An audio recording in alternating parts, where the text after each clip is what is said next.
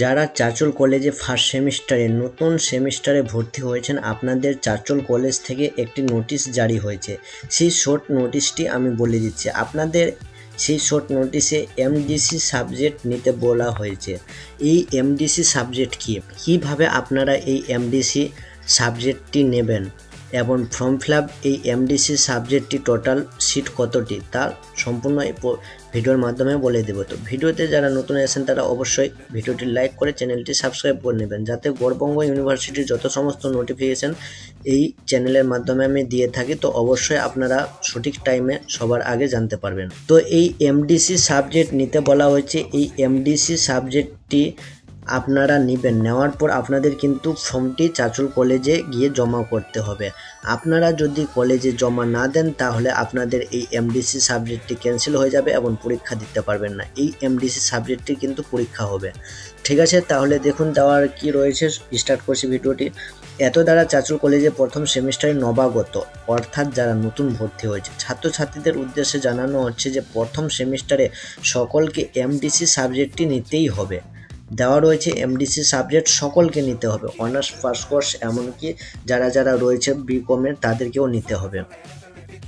অন্যান্য বিষয়ের সঙ্গে এমডিসি পরীক্ষা প্রথম সেমিস্টারেই হবে। এমডিসির কিন্তু পরীক্ষা হবে। ঠিক আছে, অবশ্যই এমডিসি সাবজেক্টটি সঠিকভাবে ভরবেন। কোন কোন সাবজেক্টে কোনটা মেজর থাকলে এমডিসি সাবজেক্ট নিতে পারবেন তো বলে দিচ্ছি, পরেই বলছি।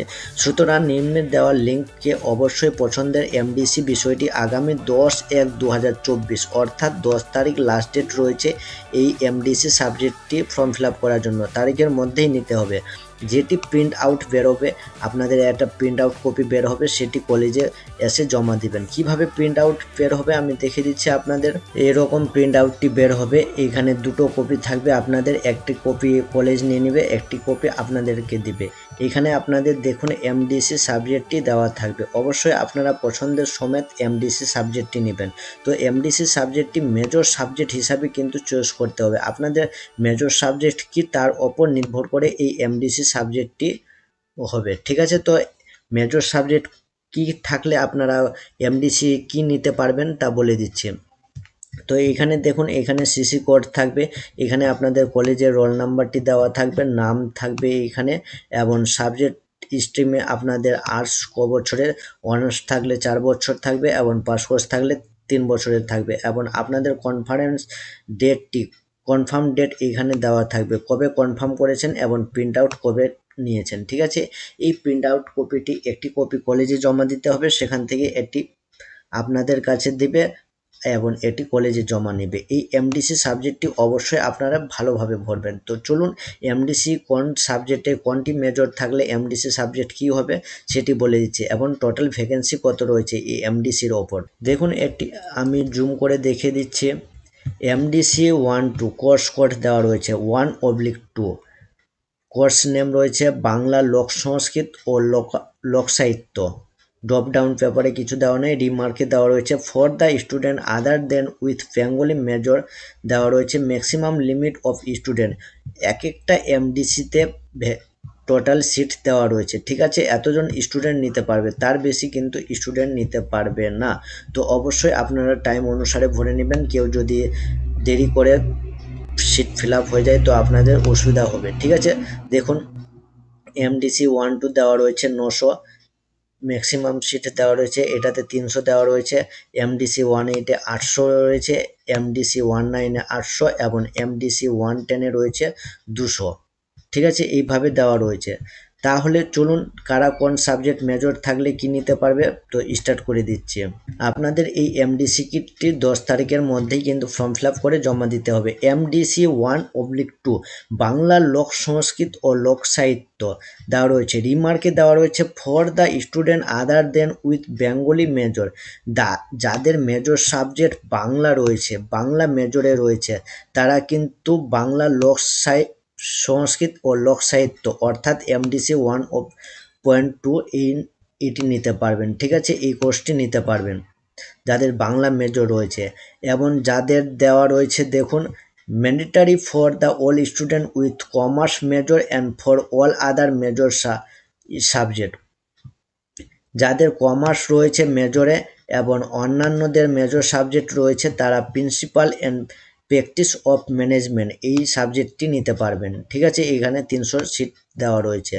তারপরে দেখুন for the student of 10 with political science major, যাদের পলিটিক্যাল সায়েন্স মেজরে রয়েছে তারা হিউম্যান রাইটস অর্থাৎ মানব অধিকার এই সাবজেক্টটি নিতে পারবেন এমডিসিতে। তারপরে দেওয়া রয়েছে যাদের এডুকেশন মেজরে রয়েছে তারা নিতে পারবে এডুকেশন ও ইথিক্স শিক্ষা ও মূল্যবোধ এই সাবজেক্টটি নিতে পারবেন। যাদের মেজরে রয়েছে এডুকেশন মেজর থাকলে আপনাদের এডুকেশন অ্যান্ড ইথিক্স নিতে হবে, পলিটিক্যাল সায়েন্স মেজর থাকলে হিউম্যান রাইটস নিতে হবে, এবং বাংলা যদি মেজর থাকে তাহলে বাংলা লোক সাহিত্য ও লোক সংস্কৃত ও লোক সাহিত্য নিতে হবে।